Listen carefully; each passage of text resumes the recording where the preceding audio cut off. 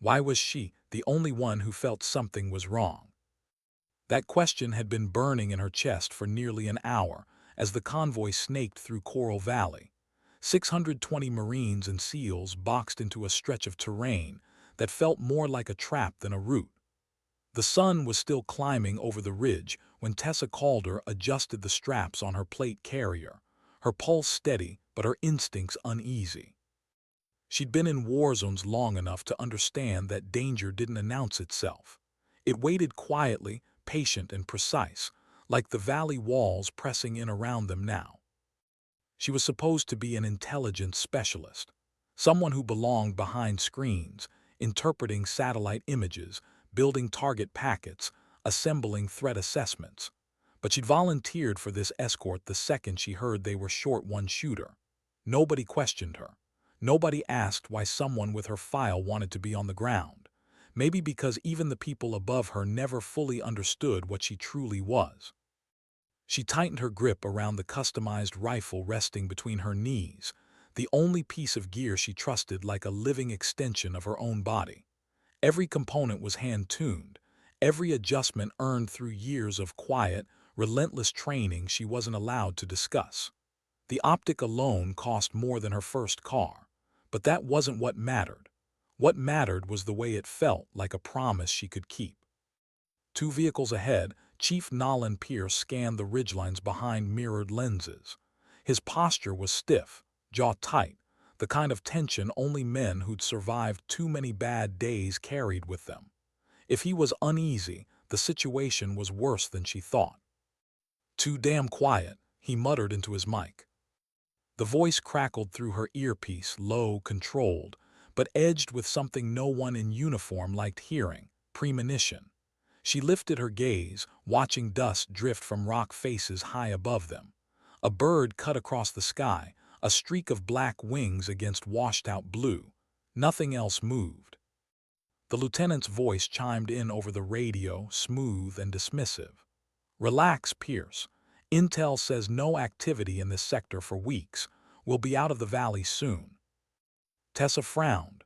She didn't trust quiet sectors, not after what she'd seen in other countries, other deployments. Quiet was just a word people used to convince themselves they hadn't missed a threat. "Something off," she murmured, but not loud enough for the mic. Her fingers brushed the rifle's receiver again, a grounding habit she picked up long before the Navy ever stamped a rank on her chest.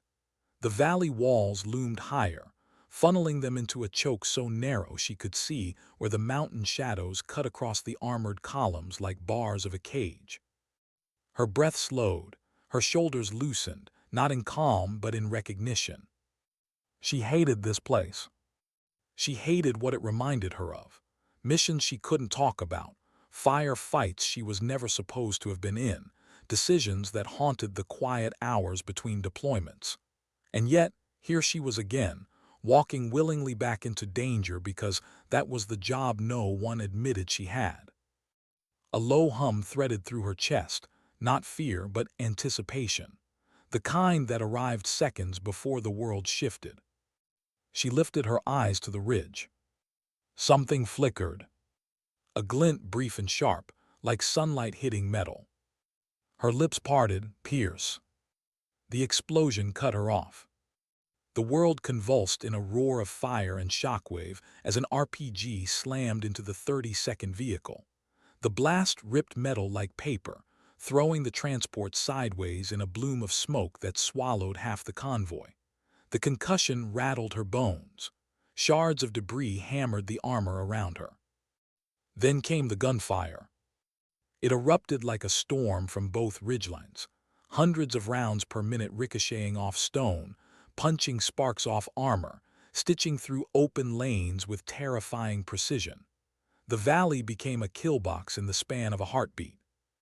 "Contact, multiple angles," Pierce's voice snapped across the net. Tessa didn't need the call. She was already moving, already reacting.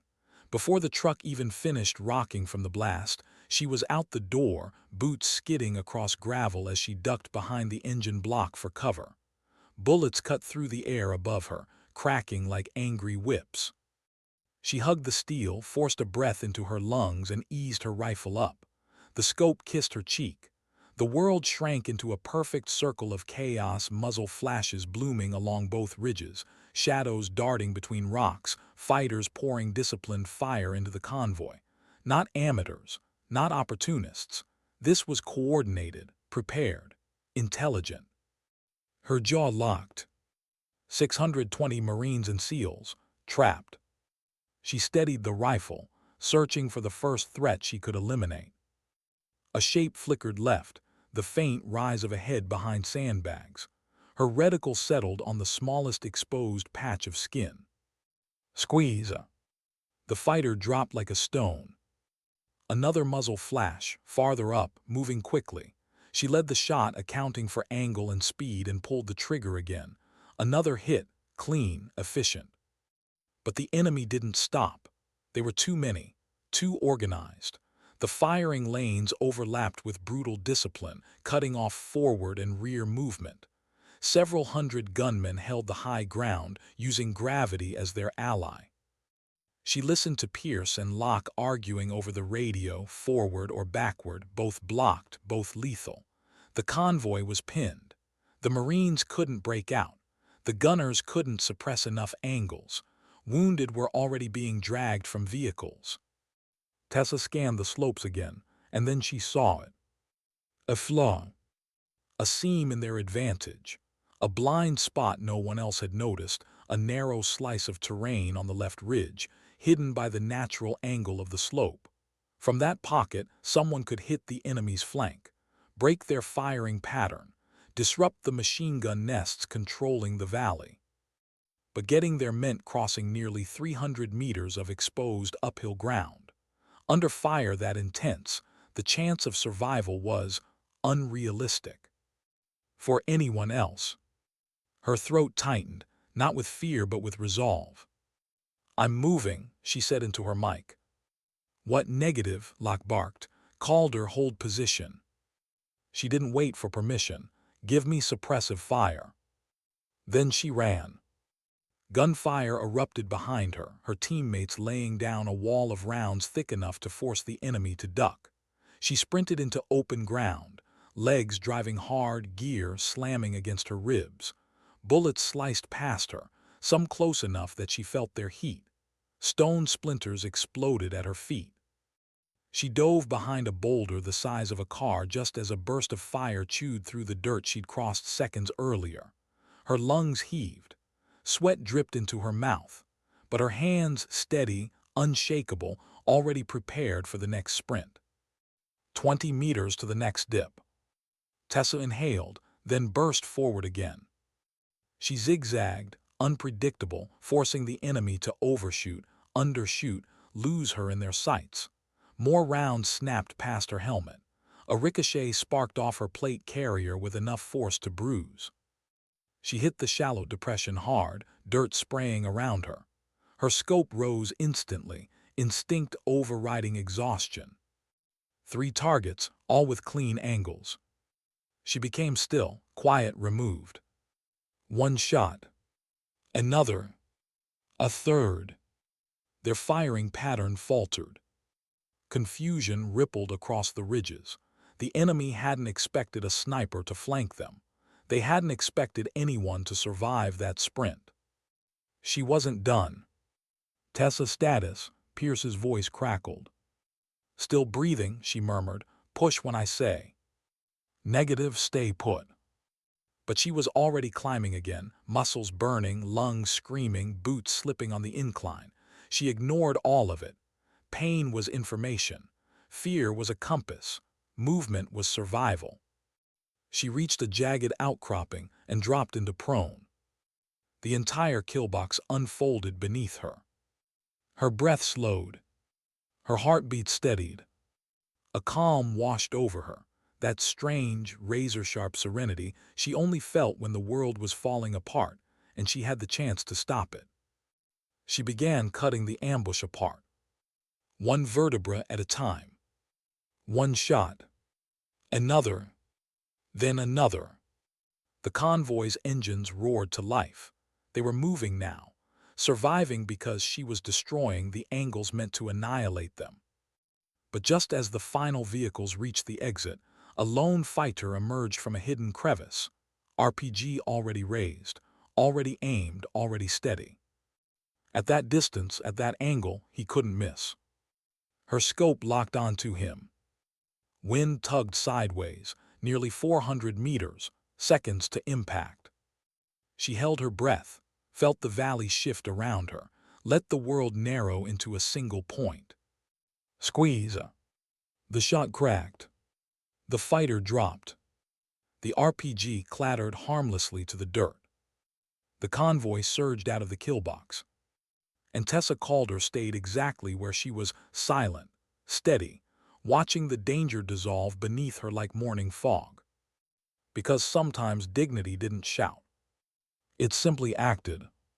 She should have felt relief when the last armored vehicle cleared the valley, but instead, a deeper, quieter question settled into her chest. Why wasn't the enemy running?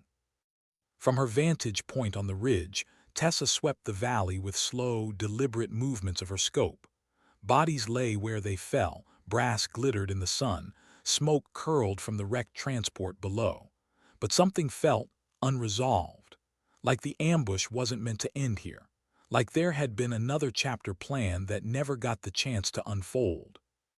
Calder status, Pierce's voice came through sharp, strained. Stable, advancing position. Hold your damn position, he snapped. We're sending a vehicle for pickup. She considered arguing. The ridge still had too many hiding places. But exhaustion arrived like a wave rolling through her bones, heavy and undeniable. The adrenaline she'd been running on for nearly half an hour bled from her limbs, leaving only a trembling fatigue she didn't bother to hide. Understood, she said quietly. She rechecked her perimeter with methodical calm, scanning for stragglers. The valley was broken.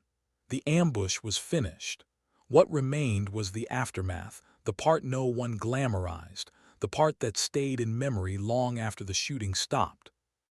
An engine rumbled below, climbing the ridge with slow, careful power.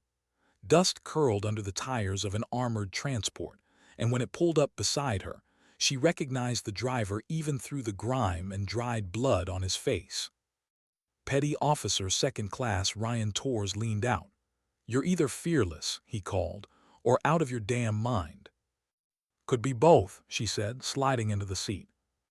He laughed, a tired, cracked sound. 12 years in this job, never seen shooting like that. She didn't answer. Praise never sat comfortably with her. Neither did attention. Both tended to lead people to questions she wasn't allowed to answer. The transport rolled down the ridge toward the reassembled convoy. Something inside her tightened at the sight. Medics knelt next to the wounded, blood soaking into bandages. Marines sat slumped against tires, eyes hollow. Smoke drifted from the destroyed truck, a black scar against the gold morning light. 3 body bags lay beside the medic station. Her throat tightened. 3, it could have been 60, it should have been worse. That didn't make the loss any softer. As the transport stopped, Chief Pierce strode toward her. He looked carved from stone, jaw clenched, eyes shadowed, but beneath all of it was something harder to name. Gratitude mixed with disbelief, mixed with a truth he hadn't spoken yet. "Calder," he said, "walk with me." They stopped by the remains of a crater, still warm at the edges. Pierce studied her for a long moment, searching her face for answers he wasn't sure he wanted. "That might be the finest shooting I've seen in 20 years, he said finally. "And I've worked with people whose names aren't allowed on paper." Tessa remained silent. "How does an intel analyst outshoot every sniper I've trained?" he pressed. She met his stare, calm, unreadable. "I qualify like everyone else." "Don't insult me," Pierce growled.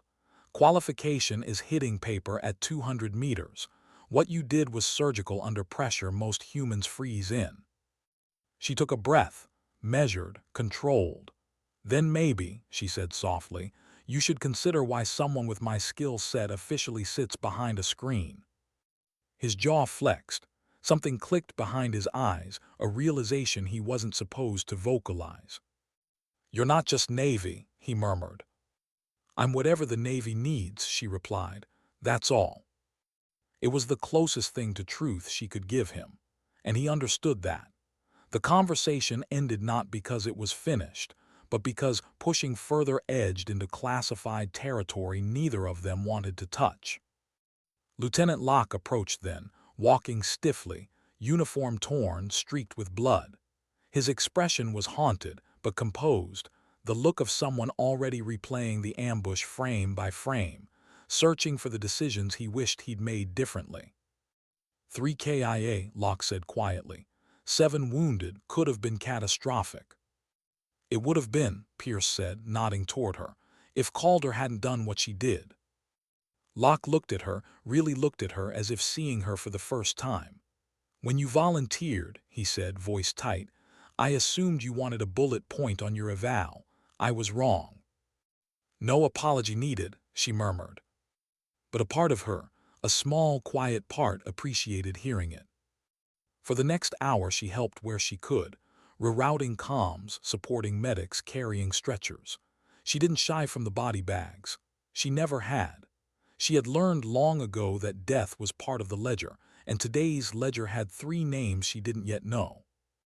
When the medevac Blackhawks thundered in low, wind-whipping dust into spirals, she paused and watched the loading process with the kind of reverence that didn't require ceremony. The wounded went first, the fallen last. Respect lived in the order of things.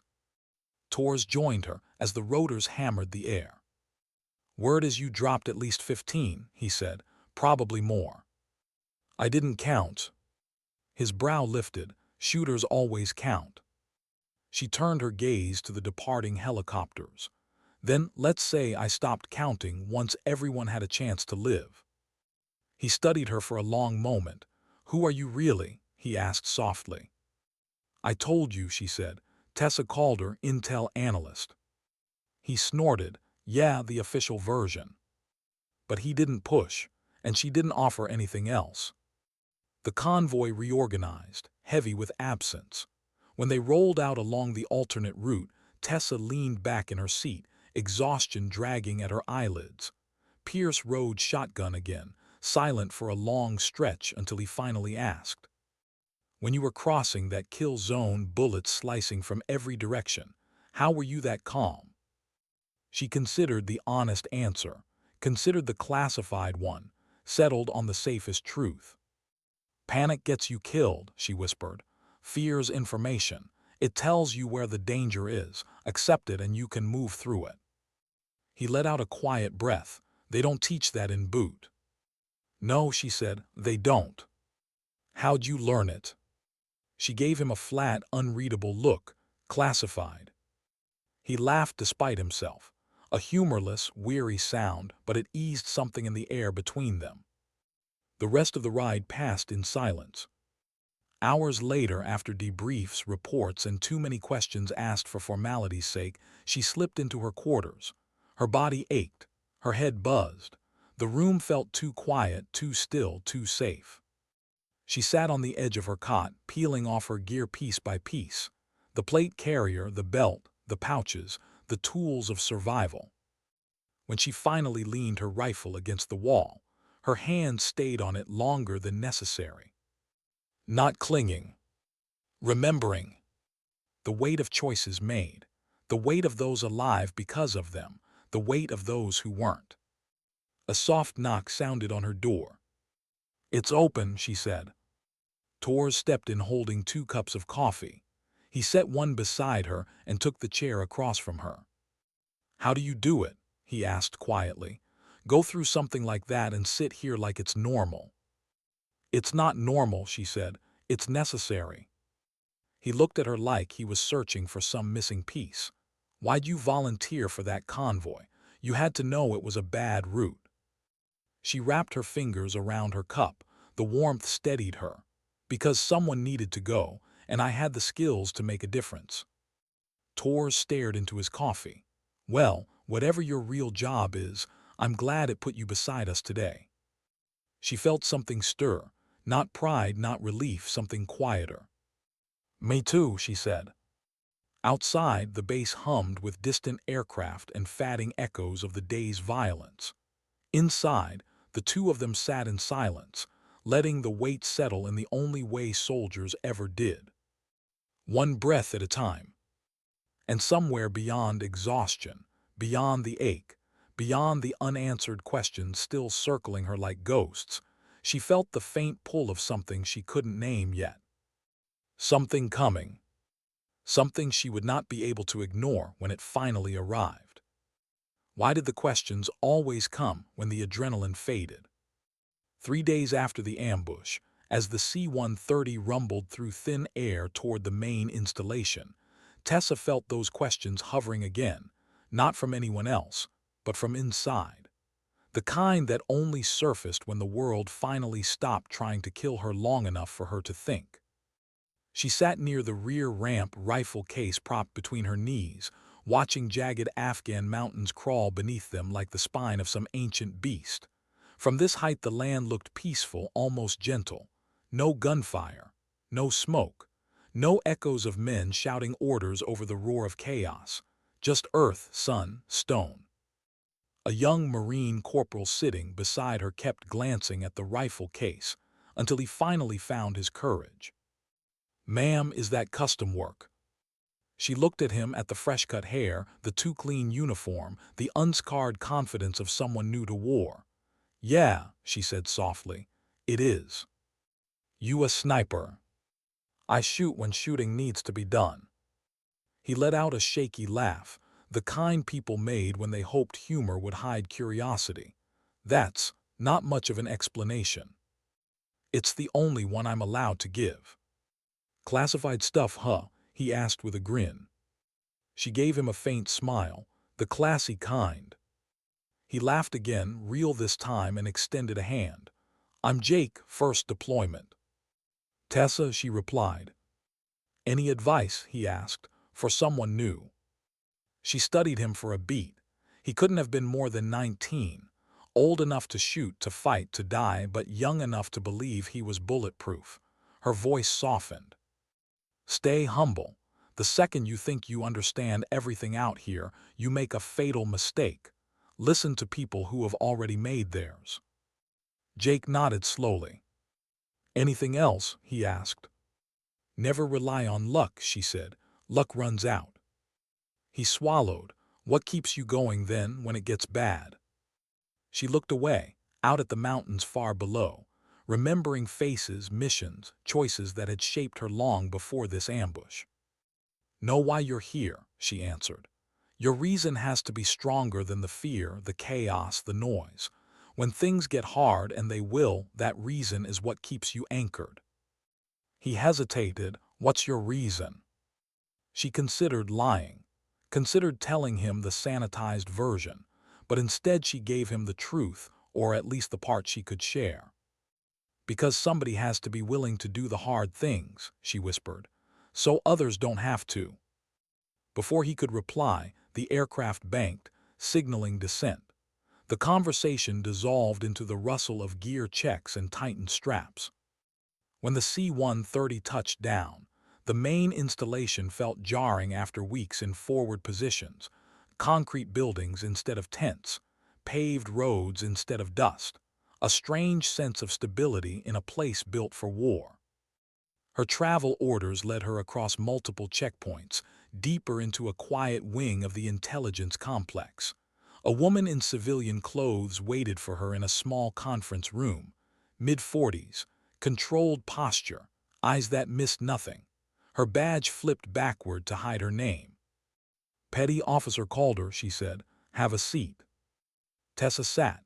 Her rifle case rested by her boots, silent witness to a conversation she already knew would come. "I reviewed the convoy reports," the woman said. "Your performance was exceptional." "I did my job," Tessa said calmly. "You did significantly more than that. 15 confirmed kills, several at long distances, under fire, in shifting wind. That level of precision is uncommon." Tessa said nothing. "But we have a problem," the woman continued. Visibility. There it was, the word every covert operator dreaded. Your cover still holds, the woman said, but anyone who survived that ambush is asking questions. Reports have reached command. Your profile is drawing attention we can't afford. Tessa didn't flinch. What's the recommendation? We're pulling you back to the States, the woman said. Reassignment. You'll keep your official role, but we'll choose your missions more selectively. When do I leave? Transport's arranged. Wheels up tomorrow morning. Tessa simply nodded. Most operators fought reassignment. Most resented being pulled from the edge. Tessa didn't. Relief wasn't the word, but there was a grounded acceptance. A sense that one chapter had closed cleanly enough to move on without looking back. The woman studied her face, perhaps expecting disappointment. Instead, she saw calm. You handle change well, she observed. I handle what's needed. Good, the woman said. That's why you're valuable. She turned to leave, but Tessa spoke before she could reach the door. The Marines who died, Tessa said quietly, do their families get the full truth? The woman paused. They receive what we can tell them. That's not an answer. It's the only one I can give. The door shut behind her. Tessa sat alone for several minutes, staring at the folder the woman had carried out, knowing every line inside it would be redacted for anyone without the right clearance, including the families of the fallen. Some truths stayed buried not because they weren't important, but because the system decided they were too dangerous to speak aloud. She understood that better than most. That evening she walked the perimeter of the base, watching the sun bleed into orange and purple streaks across the sky. She wasn't sentimental by nature, but something about this last night unsettled her, not fear, not nostalgia, but a sense of unfinished weight shifting beneath the surface of her thoughts. This place had demanded something from her. She'd given it. The cost would come later. Torres found her near the flight line, where crews prepped helicopters for night ops. Word is your wheels up tomorrow, he said. News travels fast. He kicked at the dirt. We're going to miss having you around. Felt safer with you watching our backs. You'll do fine, she said. You've got good people here. He didn't look convinced. 3 good people died because we walked into that choke point. And hundreds lived because you fought your way out, she said gently. He swallowed hard. If you hadn't been there. I was there, she said softly. That's enough. He nodded, but the guilt didn't loosen entirely. The beer offer still stands, he said. Someday, when all this classified stuff finally sees sunlight, I want the real story. If that day comes, she said, first round's on me. They shook hands, firm, steady, the sort of handshake that said more than either of them were ready to voice. When he walked away, she lingered by the flight line. Helicopters lifted into the dark, their rotors kicking dust into spirals. Somewhere out there, another fight waited for someone. Tomorrow morning she'd leave this place. Leave the mountains, leave the ambush behind. But the choices she made on that ridge, those lived inside her now. The lives saved, the lives lost, the shots fired, the ones that couldn't be taken back. Duty was simple. Living with duty was not. She returned to her quarters, gear half-packed, rifle waiting to be cleaned. She'd done what she came here to do, what she wasn't supposed to do, what she couldn't explain. And tomorrow, she would step into whatever came next. Another base, another cover, another mission whispered from a room with no windows. But tonight, she allowed herself one quiet moment, sitting on her cot with the lights off, letting the silence settle around her. The ambush replayed behind her eyelids, not with glory, not with pride, but with the heavy reality of choices made in seconds. 3 didn't make it. Hundreds did. And she would carry both truths with her wherever she went. What made the gunny show up today, out of all days? The question hovered in her mind as she stood on the firing line at Quantico 6 months later, the air crisp with Virginia cold, the sky a clean sheet of blue above her. It felt almost unreal to be here, surrounded by young scout sniper candidates, rifles cracking in steady intervals, brass bouncing across gravel after everything that happened in Afghanistan. She'd traded mountains for forests, killboxes for controlled training ranges, and chaos for the quiet discipline of instruction. This was supposed to be a calm posting, a reset, a way to disappear just enough to let the wrong people stop asking the right questions. But calm was a lie she'd never been good at believing. Calder, a familiar voice called. She turned and saw him, Master Gunnery Sergeant Keller, walking toward her with the same slow, grounded confidence she remembered from her earliest days in training. Weathered face, sharp eyes, thick gray stubble. A man carved from decades of service, whose reputation had shaped some of the best shooters on the East Coast. "Gunny," she greeted, "didn't expect you out here." "Heard you were back stateside," Keller said. "Wanted to see how my star student is adjusting to playing instructor." She huffed just barely. "They're willing, that's half the battle." He watched her class for a long moment, hands on his hips, the wind tugging at his sleeves. Young Marines lay prone across the range, adjusting optics, studying mirage lines, squinting into spotting scopes. Raw, hopeful, unscarred. "Not a bad group," Keller said. "They will be," she replied. "That's the confidence I remember." His eyes flicked to her, softer now. "Also heard rumors."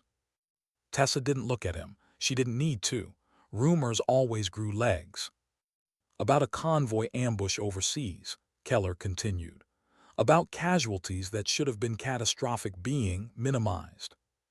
Keller, "I know," he cut in gently. "You can't comment on classified missions. I'm not here to corner you." He paused. "I just wanted to tell you I'm proud of you, whatever you did, however you did it." The words hit harder than she expected. Coming from anyone else, they would have felt heavy, intrusive. From Keller, they felt like acknowledgement. Quiet, earned, real. "Thank you, Gunny," she said, her voice softer than she meant. He nodded, then turned, leaving her with her students and the faint ghost of the person she'd once been. The young woman who first stepped onto this very range years ago, unaware of how far the road ahead would bend. The sound of gunfire snapped her back. Lance Corporal Hayes jogged over, eager, sweat beading at his temples. "Ma'am," he said, "yesterday you talked about reading terrain, how the environment shifts a bullet mid-flight. The way you said it, it sounded like you can predict drift before it happens. How?" She considered him. He had that look in his eyes, the one that burned bright before the world taught lessons in blood. She didn't want to take that from him, but she couldn't lie either. "It's pattern recognition," she said. "Shoot enough rounds in enough places and your brain starts building a library. You stop calculating and you just know." "How many rounds does it take to learn that?" he asked. She almost smiled. "More than you want to shoot, less than you think you need." He blinked. "That's not super helpful." "It's honest." She crossed her arms. "There's no shortcut. You track your misses, you learn from them, you put in the hours until something clicks." Hayes hesitated. "So, how many did it take you?" She thought of deserts, jungles, mountains, thousands of hours behind scopes, thousands of rounds under every imaginable condition. Missions the Marine Corps didn't even know she'd been part of. "I'm still learning," she said. "Every range day teaches me something." Hayes looked relieved by the uncertainty in her answer. It made her human, reachable. "Thanks, ma'am," he said and rushed back to the line. She watched him settle into prone, body aligned, breathing steady, cheek welled clean, and felt that faint pull of something familiar. A duality she'd learned to live with. Teacher and operator. Student and weapon. Present and hidden. Her phone buzzed in her pocket. Not her normal phone. The other one. The encrypted one. She didn't need to read the message to know what it meant. The vibration itself carried weight. She checked anyway. situation developing, stand by for deployment, further details to follow. The words barely lasted a heartbeat before she deleted them. Her thumb hovered over the blank screen for 3 seconds, her version of acceptance. Then she slid the phone away and stepped back onto the line. Her students didn't need to know. Not yet. "Hayes," she called, "watch your mirage, it's shifting right." Gunfire resumed. Steady, controlled, predictable. But beneath all of it, her mind drifted. A part of her always lived forward, scanning for the next fracture in the world she'd be asked to step into. For the next impossible shot someone would need. For the next moment where precision, calm, and instinct meant the difference between mission failure and survival. She liked the simplicity of instructing, the purity of it, teaching young shooters to read wind, trust physics, control breath. But the truth gnawed quietly beneath her ribs. She wasn't built for staying in one place. She was built for moments no one else wanted. Late afternoon light stretched across the range, turning rifles into silhouettes. The air smelled like carbon and fresh brass. Students pushed through their drills, their shoulders bruising under recoil, their faces etched with focus. She should have felt peace. But instead, she felt the coil inside her tightening. Not fear. Ready. Always ready. By the time the session ended and the students began collecting brass, her thoughts had already crossed an ocean, preparing for a mission she didn't yet know, in a place she couldn't yet imagine. She lingered long after the others left. The field fell silent. Wind rustled through the trees along the perimeter. Her rifle case sat at her feet, waiting. She knelt beside it, fingers brushing the latches, and a quiet truth drifted through her. She didn't belong here.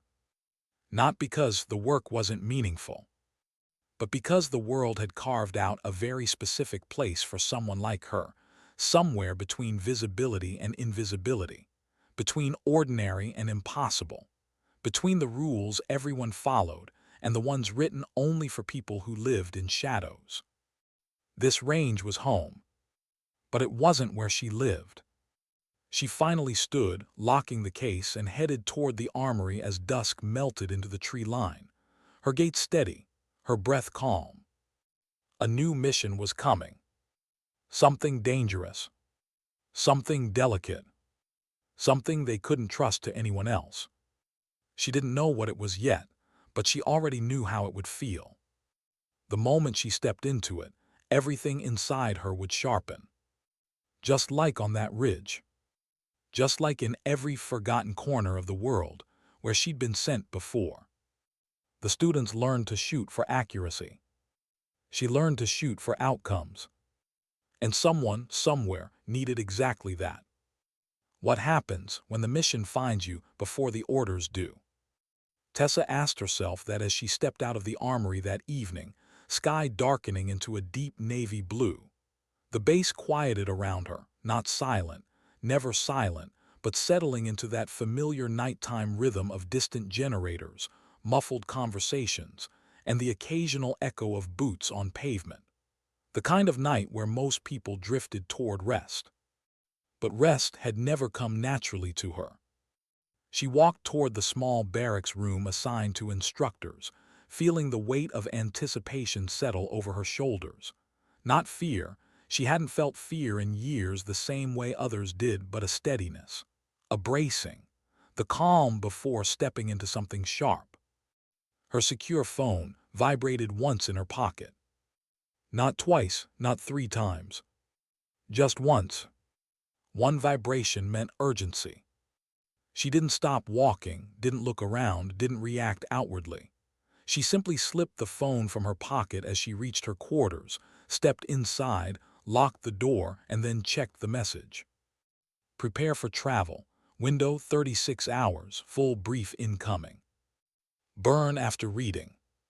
She held the screen for 2 seconds, enough to register every detail, then wiped the message entirely.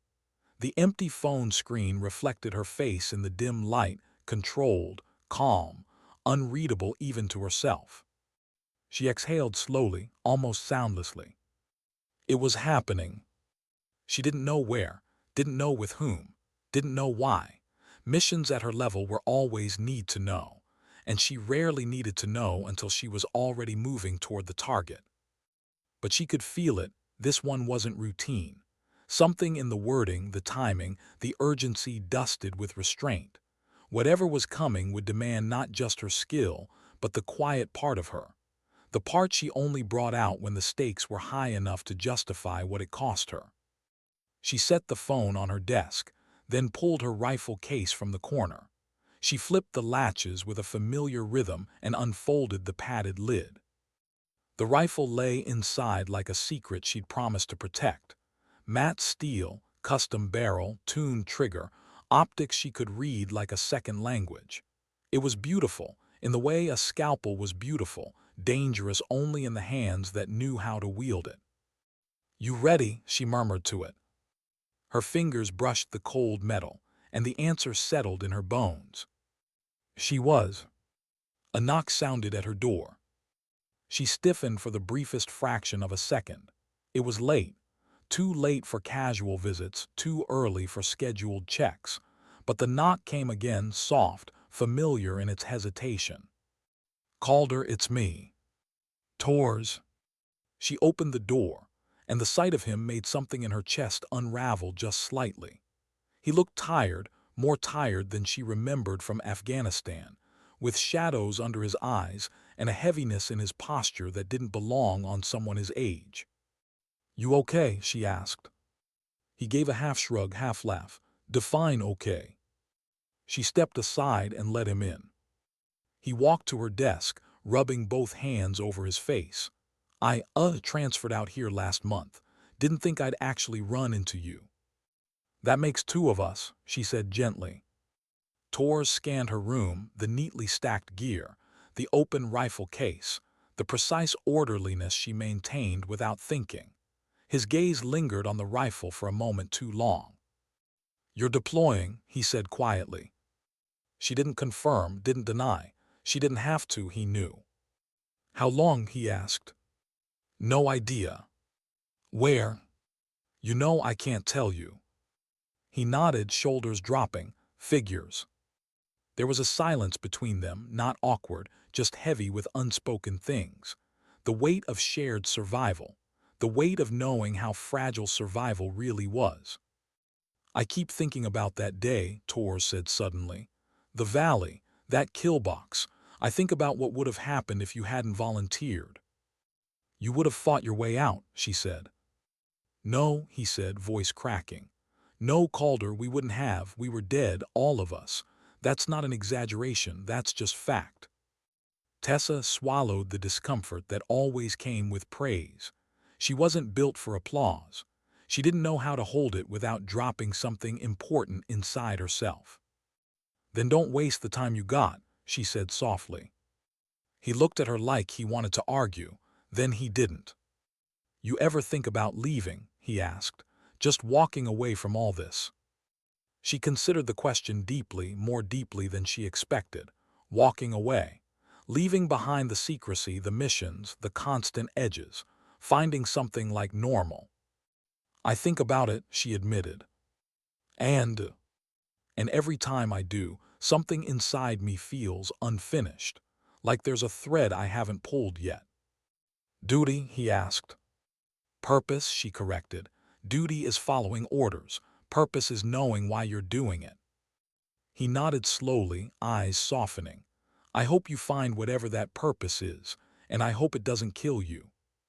There was nothing she could say to that, not honestly. Instead, she reached for the second chair in the room and nudged it toward him. He sat. She sat across from him. Two soldiers, two cups of silence, sitting in the dim light with a quiet understanding that whatever connection existed between them wasn't built in peace. It was built in fire. "I'm glad you're still here," Tors said. "Alive, I mean." "And I'm glad you are," she replied. They talked for almost an hour, not about the mission, not about war, not about death, just life. The kind of small, human conversations people forgot they needed until someone offered them. When he finally stood to leave, he paused at the door. "If you ever need someone to watch your six," he said, "even if I'm not supposed to know, just call." A rare thing stirred in her, a warmth, a flicker of something dangerously close to hope. "I'll remember that," she said. After he left, she locked the door, turned off the light, and sat on the edge of her bed. The silence felt heavier now, but not suffocating, more like a weight she could endure because she knew why she carried it. Purpose. She looked at the rifle again, at her gear, at the empty travel bag waiting to be filled. Her life had never been a straight line. It had been a series of choices, some loud, some quiet, all irreversible. And the next choice, whatever it would be, was already drifting toward her like a distant ripple in a dark sea. She lay back on her bunk, boots still on, arms folded behind her head. For the first time that day, she allowed her eyes to close. Sleep came not because she was tired, but because tomorrow she'd need every ounce of strength she had. Some missions demanded skill. Others demanded resolve. This one, the one she hadn't even been briefed on yet, felt like it would demand both. And something more.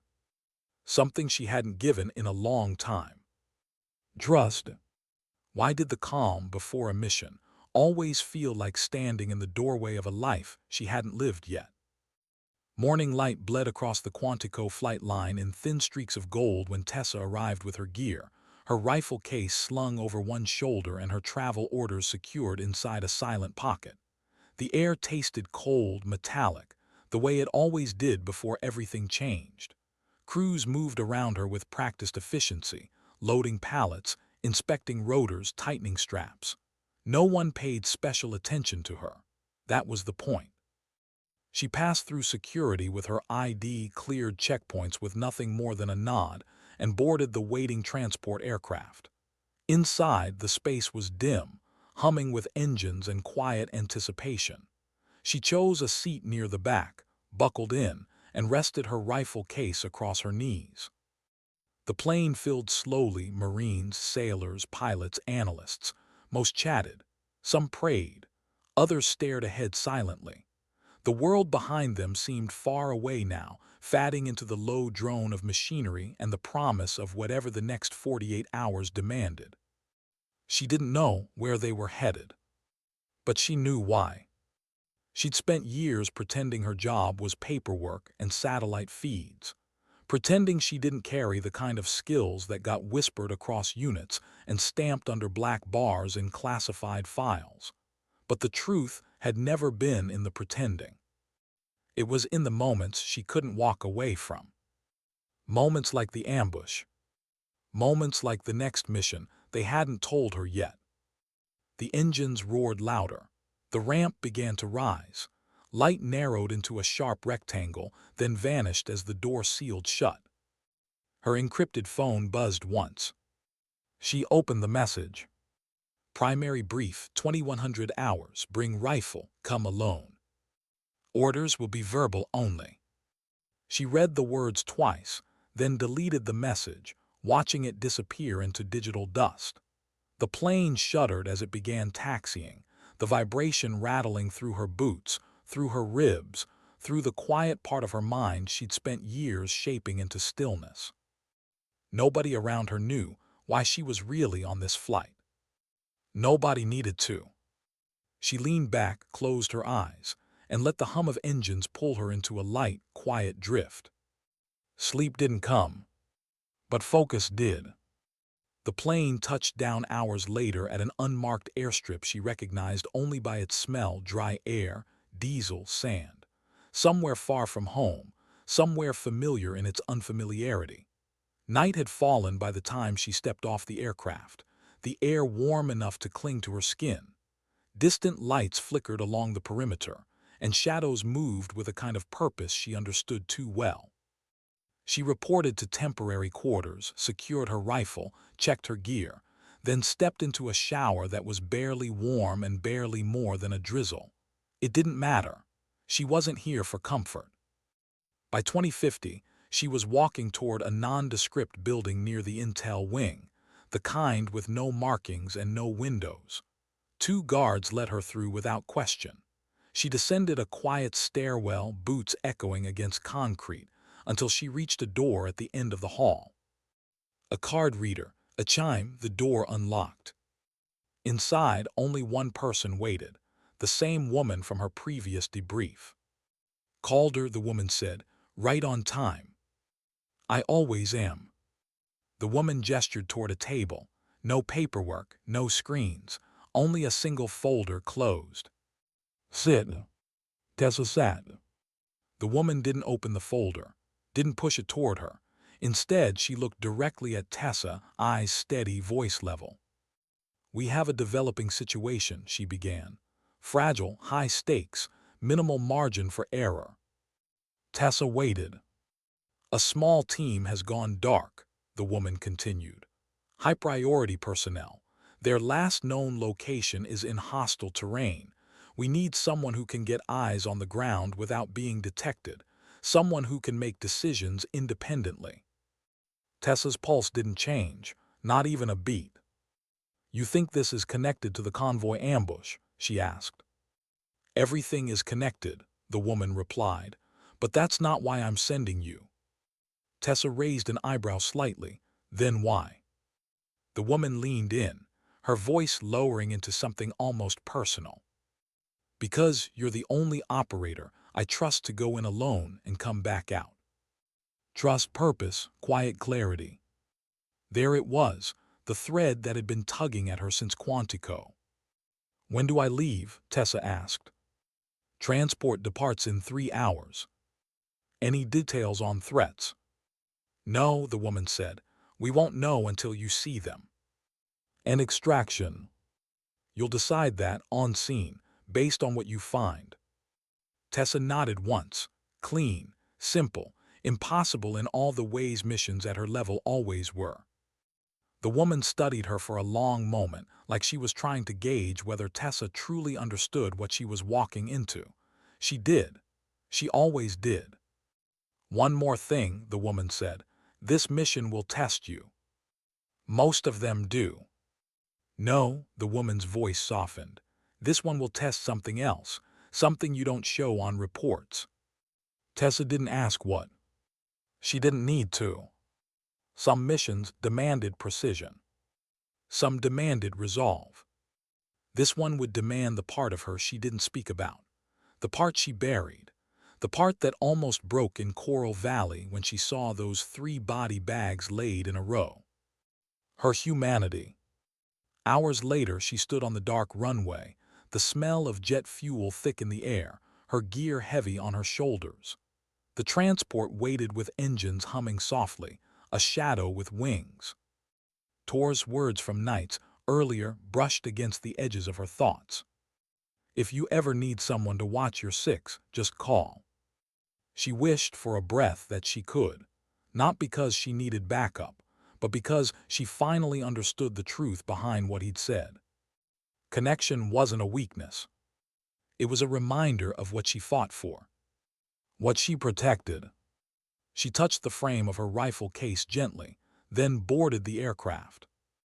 The ramp closed behind her. Another doorway shut. Another mission ahead. Another step into the quiet, hidden life she'd chosen, not because she liked the danger, but because she understood the cost of turning away. She sat, buckled in, and closed her eyes as the engines rumbled to life. Her breathing settled. Her heartbeat slowed. And for the first time since Coral Valley, she let herself feel the weight of everything she carried. The lives saved, the lives lost, the choices etched into her bones like old scars. This was who she was.